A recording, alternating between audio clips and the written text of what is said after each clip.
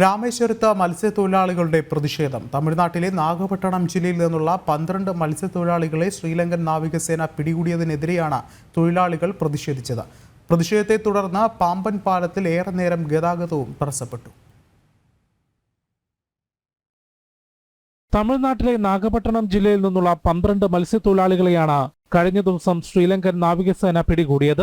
ഇവരുടെ ബോട്ടും പിടിച്ചെടുത്തു. സമുദ്ര അതിർത്തി കടന്നുകൊണ്ട് അതിക്രമിച്ച് കയറിയവരെയാണ് കസ്റ്റഡിയിലെടുത്തതെന്നാണ് വിശദീകരണം. തമിഴ്നാട് ഫിഷറീസ് വകുപ്പും ഇക്കാര്യം സ്ഥിരീകരിച്ചിട്ടുണ്ട്. മത്സ്യത്തൊഴിലാളികളെ പിടികൂടിയതിനെതിരെ തൊഴിലാളികളും നാട്ടുകാരും രാമേശ്വരത്ത് റോഡ് ഉപരോധിച്ച് പ്രതിഷേധിച്ചു. പാമ്പൻ പാലത്തിൽ ഏറെ നേരം ഗതാഗതം തടസ്സപ്പെട്ടു.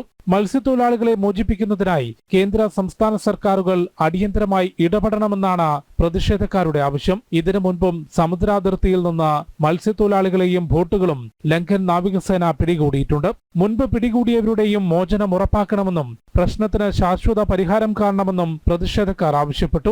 നവംബർ 10 രാത്രി അക്കരപ്പേട്ട ഫിഷിംഗ് ഹാർബറിൽ നിന്ന് യന്ത്രവൽകൃത ബോട്ടിൽ പുറപ്പെട്ട മത്സ്യത്തൊഴിലാളികളെയാണ് ശ്രീലങ്കൻ നാവികസേന പിടികൂടിയത്. 11 വൈകിട്ട് കൊടിയകരയ്ക്ക് തെക്ക് കിഴക്ക് ഭാഗത്തു നിന്നാണ് ഇവർ പിടിയിലായതെന്നും നടപടികൾ സ്വീകരിക്കുന്നുണ്ടെന്നും ഫിഷറീസ് വകുപ്പ് അറിയിച്ചു. ജനം, ഡൽഹി.